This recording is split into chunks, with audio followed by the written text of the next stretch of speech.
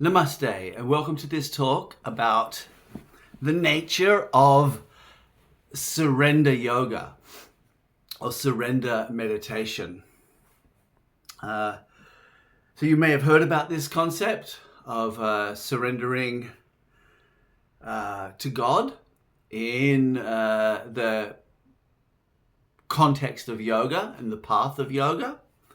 You may or may not be familiar with the fact that there is an entire path of yoga that is solely focused on this act of or process of surrendering to God and allowing the divine energy of God's grace, God's power to purify you, to expand your consciousness, and to bring about the fulfillment of the yogic process, which is the union of the soul with God.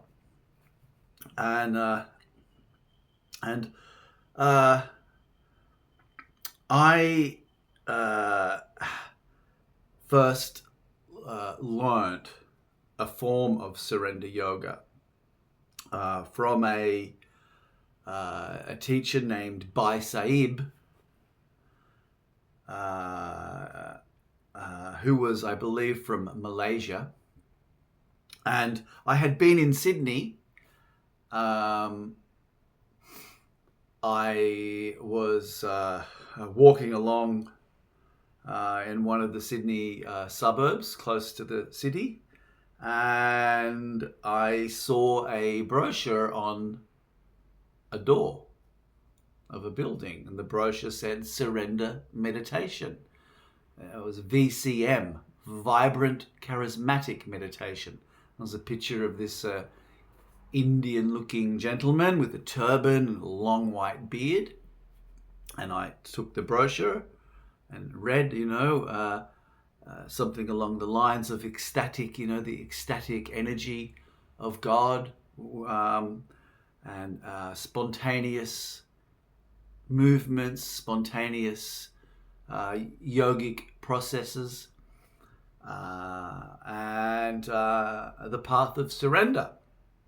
And I believe it was on the following weekend, and I went.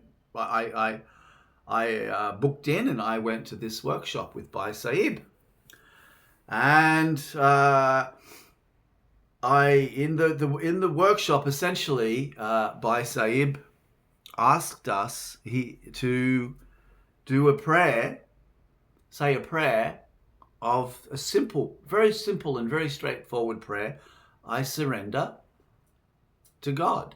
Lord, I want this surrender meditation to happen.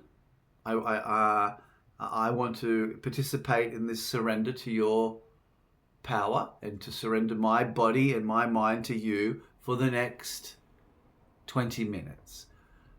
And I ask that you take over in a meditative process, yogic process of surrender. And so I surrender to you. And we did this standing. And I was astounded. I knew that the movement of my being towards surrender was authentic, deeply authentic. So I knew that the wish to surrender truly and deeply and authentically was present and was being expressed authentically. But I didn't know what would happen. And I had seen and heard from Bhai Sahib that all kinds of spontaneous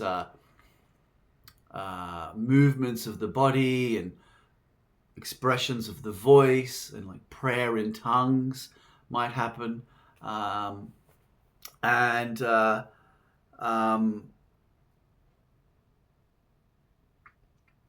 It did. My body just suddenly started, tilting and moving, and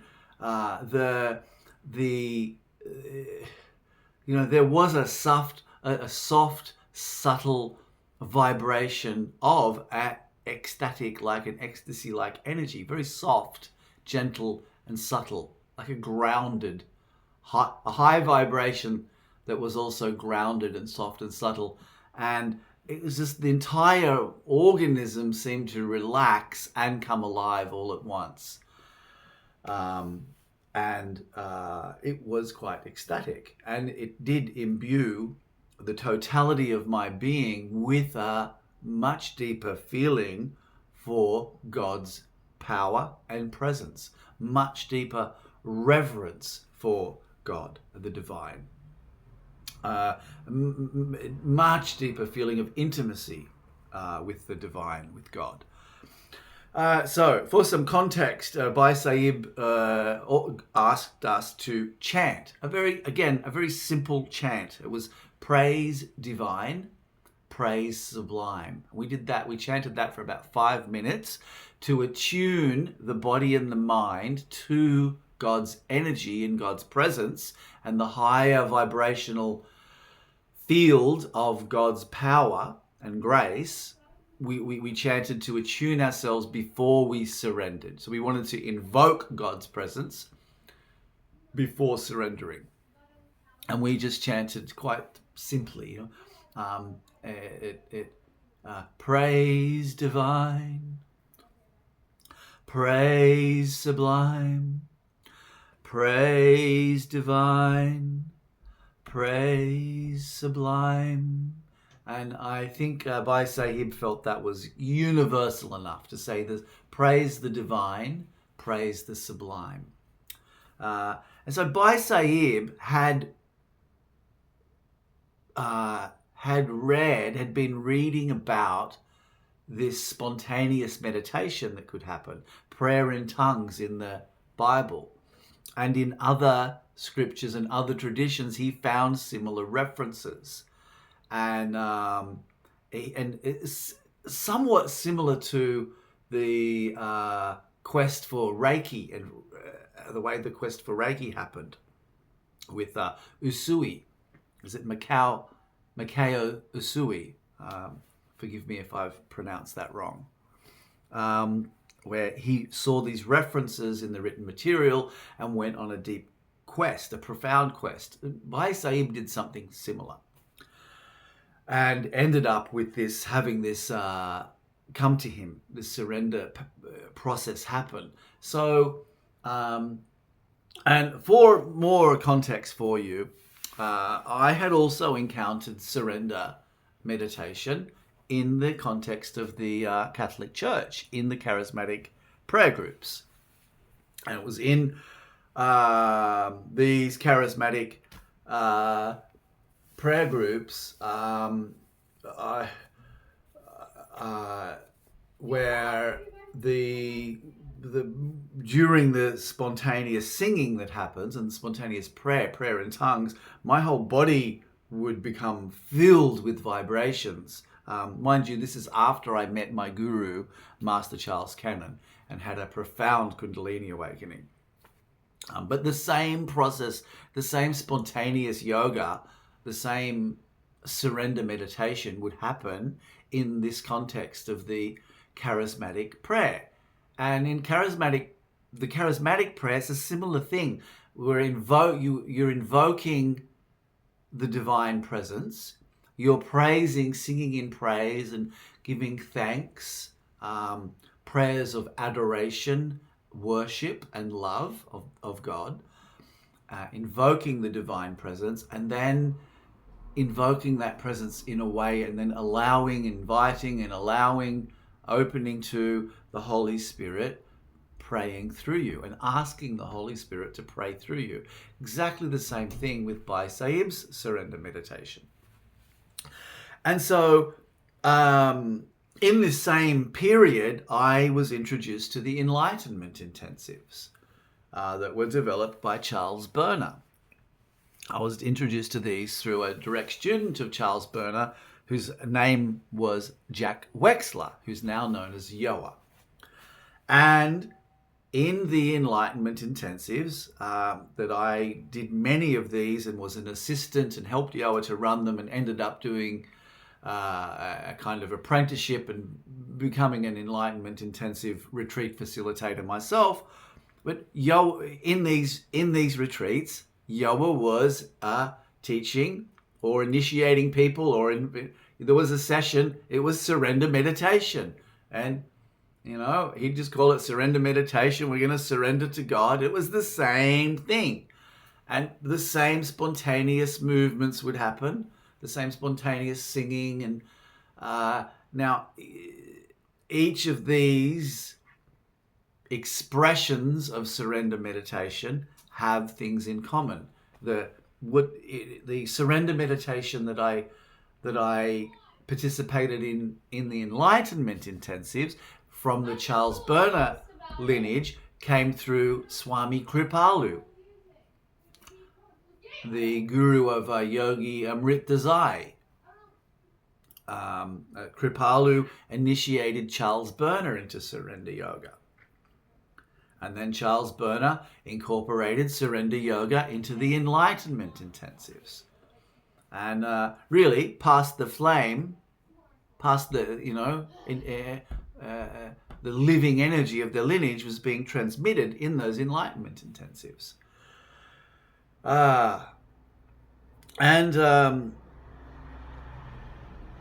Bhai Sahib, Bhai Sahib one day saw me sitting with a group of people after the meditation session. I used to travel a couple of hours on a train once a week to attend a surrender meditation VCM with Bhai Sahib in Sydney. And one day I was sitting with a group of people after the workshop, and I was speaking. I remember I was speaking about self-inquiry, and I was basically saying to people that everything is spontaneous. Everything happens as God's will, and the sense of me, the sense of doership, is an overlay. And Bhai Sahib was watching me and listening, and I was slightly nervous, and I was like, "Oh, am I in trouble?" And I didn't intend to, suddenly bring Atma Vicharya into the mix in his workshop. And he waited till I finished, and everyone departed, and the small group of people dispersed. And he came over and he said, "I listened to you just now." I said, "Okay. Oh, I'm sorry." And he said, "No. And he said, "I want you to pass this on. I'm passing the mantle to you." Bhai Sahib asked lots of people to teach surrender meditation, but he's in that intimate little setting, very casually, he said, "I want you to teach this."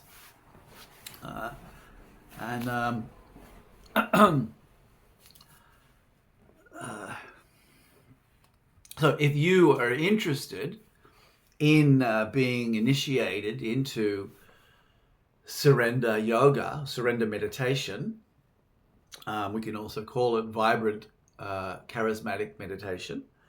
I like calling it just surrender yoga.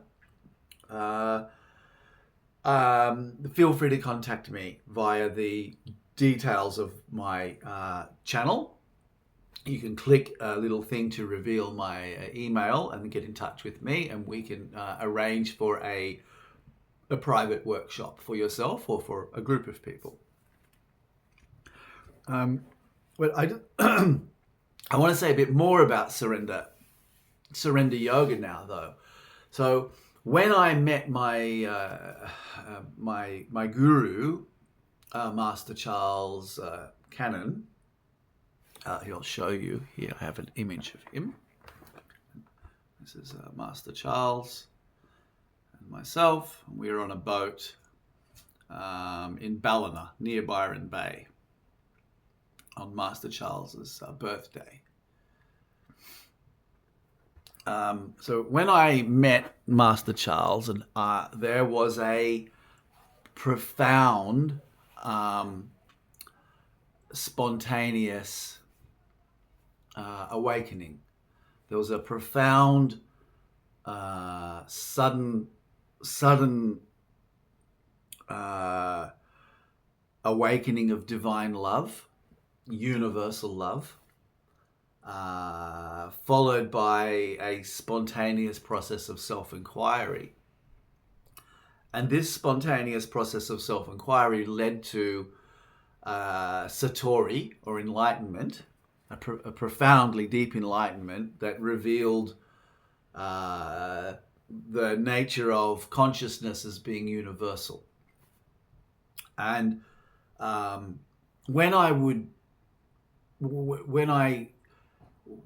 anytime I would go to see Master Charles, and he came a couple of times a year to Australia, to Melbourne, whenever I was anywhere near him, really, but in particular when I was going for the darshan, was waiting in the darshan line to go and receive, he would receive you and he'd give you a gentle hug and whisper in your ear, "Bless you."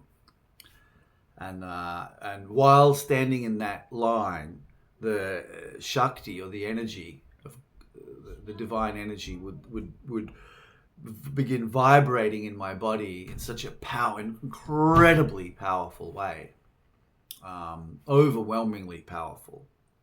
It's I would say, a cyclonic type force. And by the time I would get to Master Charles, that energy would be overwhelming everything. It had completely usurped the normal condition of the body-mind, and kind of pulled you into a vortex of God consciousness, a raging, party of divine energy. And the energy would reveal itself as being in a mode of celebration, consciousness celebrating itself. The Shakti was delighting in itself. Consciousness was absolutely full of delight. It was delighting in its own infinite love and wonderment. And I would go to see the Guru. I'd stand up. This energy would overwhelm me. I'd have the hug with Master Charles, and I would be filled with the recognition that I'm not here to see the man, but the enlightened consciousness, the universal consciousness that's awake to itself through that body-mind. And that same consciousness was awake to itself through this body-mind, and it was the same consciousness. It was clear. And it was just overwhelming love and non-dual devotion. And by the time I'd get back to my seat, it was you could call this surrender, but surrender that spontaneously happened in the wake of God's power revealing itself as being primary. And so when I'd be back to my seat, the spontaneous yoga postures, or the kriyas they're called in the Shaktipat path, would just flow for the entire way through. Master Charles would give his talk, but I'd be having these kriyas the whole way through and be completely absorbed in powerful and profound expanded states of consciousness and divine union. So you see, this is another level of surrender. This is surrender that happens spontaneously in the presence of a profoundly awakened energetic field, a profoundly charged spiritual environment where the particles of Shakti are full and flooding the environment, and the energy of enlightened awareness is vibrating the environment with the awareness of God consciousness, you see. And so let's go further with it. Surrender. We're talking about surrender and surrender meditation. If you're still here, God bless you. It's been almost 20 minutes, this talk. But let's go further with it. Where does surrender happen? When you're making love, you're surrendering to that moment. And what happens? Oh, the energy moves through you, right? A woman giving birth. Wow, there's a surrender. Let's say you're skiing. You're a downhill mountain. You're skiing down a mountain. There's a profound depth of surrender and attention and awareness, interplaying. Surrender and we can say will in a really beautiful dynamic dance, right? A surfer paddles out to catch a wave. The wave comes, he paddles to get onto the wave, but he's putting in effort, and the effort's in the direction of surrendering to something. And then as the wave starts to pick up momentum, jumps onto the board, standing still, but now is surrendered and only has to do fine little adjustments of the weight and allow the wave to carry him. Surrender. So there's some more examples of surrender. You could say with your mind as well. If your mind is bothering you, you can fight against it. You can give in to it, or you can surrender it. You see, giving into it is one thing. That's not surrender. That would be surrendering to the mind, which is the most people's stance. But to surrender the mind is to give up the mind, which doesn't mean the mind will think different things, but it literally means that you allow those thoughts to come and go. There's no resistance, and neither are you paying attention to them. But you're not paying attention to them. See?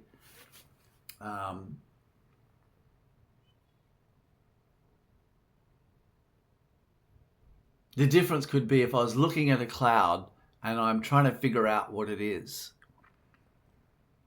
and versus I'm still looking at the cloud, but I have no idea what it is. I'm seeing through it. I'm looking at the sky, and the cloud's just one object that's there. It could be a bird, it could be something else. It doesn't matter. That's surrender. There's another instance of surrender. So I want to go further with this concept of surrender because its presence in my sadhana kept on evolving. So when I met Master Charles and this spontaneous Kundalini awakening happened and spontaneous Satori, the sense of me fell away. And now if the sense of me is seen through, let's say, to be just a thought, it's just an idea, then there's no doer. And the sense of doership also fell away. It was clear. Thoughts arise. There is no thinker. Actions happen. There is no doer. And it was seen that this is the case for all body minds. You see, everyone is always in a condition of perfect surrender. Everything is in the condition of perfect surrender. The atoms of the universe are surrendered. And God's running the show. And God's not an object. God's not one of the atoms. They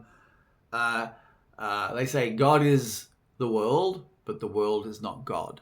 So God is the atoms, but the atoms are not God. When this revelation of the self happened, or the universal nature of consciousness, which revealed the sense of doership to be an illusion,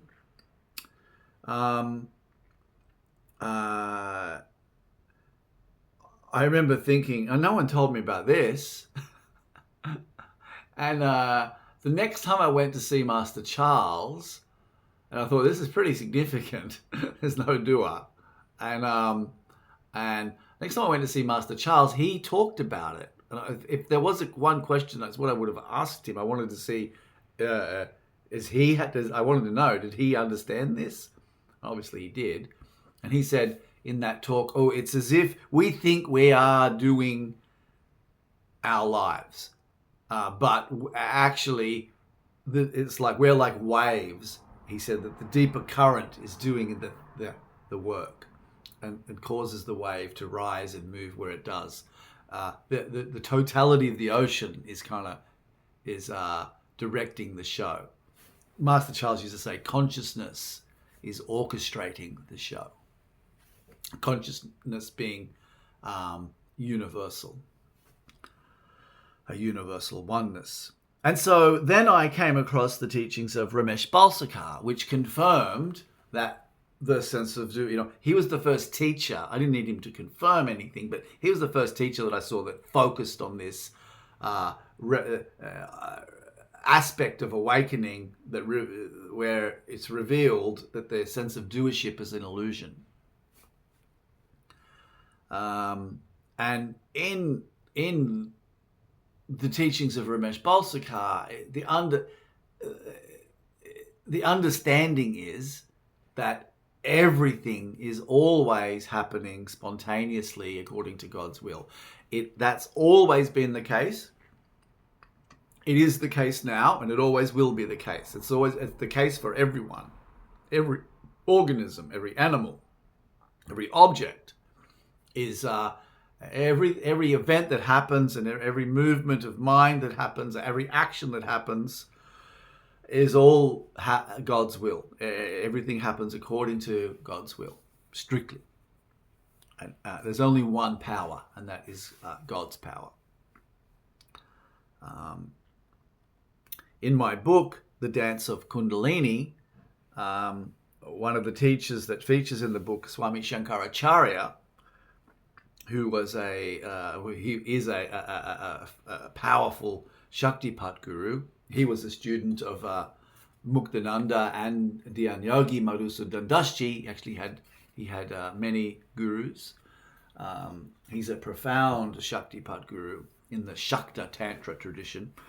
And he spoke about in my book, which is a book of interviews with Kundalini yogis, the ego of knowledge and the ego of doership. They're the two kind of sides of the ego of knowledge and the ego of doership. He said there's only, the antidote to the ego of doership is understanding there's only one power and we're in it. There's no such thing as personal power. There's only the power, he said. The power. God. There's only God's power. And we are in it. In the Bible, it says God is omniscient, which means all knowing is God's knowing. God is omnipotent, all powerful, which means all power is God's power.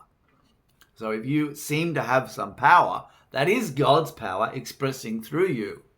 You see? If you could say God is all knowing, well then, but I know something too. Well, that's God's knowing. You see? God is omniscient, omnipotent, and omnipresent. So there is presence here. Well, that's God's presence, you see? Shankaracharya spoke about, we think we know what's best for us, but we don't. This is the antidote to the ego of knowledge. Remember, you don't really know what's best for you.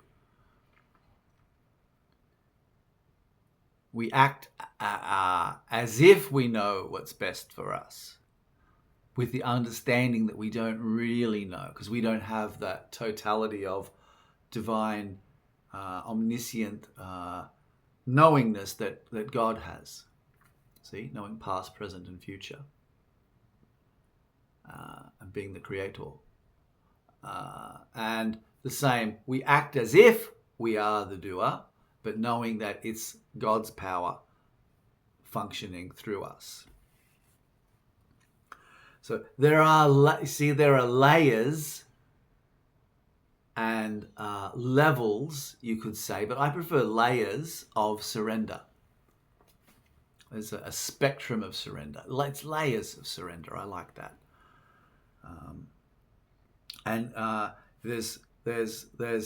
If you're doing Tai Chi, let's say, Yeah, you even though it's structured activity, as a participant, you need to surrender to those movements in order to participate. You see? And then there's the surrender where you're just completely letting go. You're completely giving over control of your body and mind to God. And for the next 20 minutes, whatever happens, that's what God wants to happen. And you might move and dance, and you might just sit. You might be bored. You might have memories come up. You might enter into deep meditation. You might sing and dance. You just let whatever happens for that period of surrender to God. That's the classical surrender yoga. And then there's the surrender yoga where it's the Shakti or the Kundalini energy or the Holy Spirit is vibrating so powerfully that the prayer in tongues just happens spontaneously. The body's overwhelmed by the Shakti and moves spontaneously. And then there's the surrender that happens in life, such as the surrender in surfing or skiing downhill or making love. And then there's the surrender of Tai Chi, where you're surrendering to the art and the form. There's a surrender if you're married. You surrender to your partner. Surrender to the way it is. Surrender to the way it is right now. Let's surrender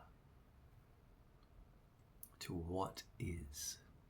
Surrender to God.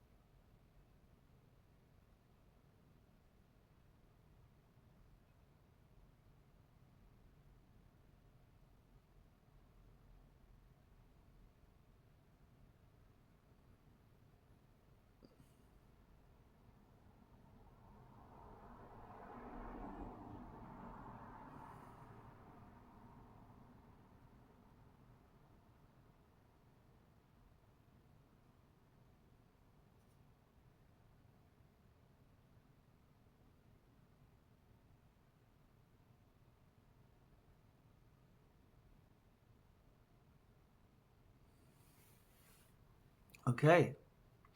Om Namah Shivaya. As I mentioned, if you would like to learn surrender meditation or natural meditation or surrender yoga and be initiated into that, I'm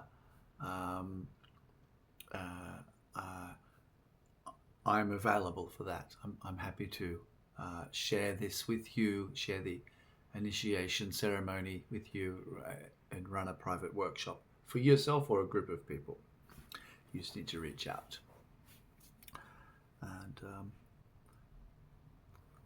I wish you well in your spiritual awakening process, your spiritual journey, the journey of life on the mundane level as well. I hope everything's going well in your world. And thank you. If you've come this far in this video, you are definitely a yogi. I give you the title, yogi. right there. All right, lover of God. Namah Shivaya.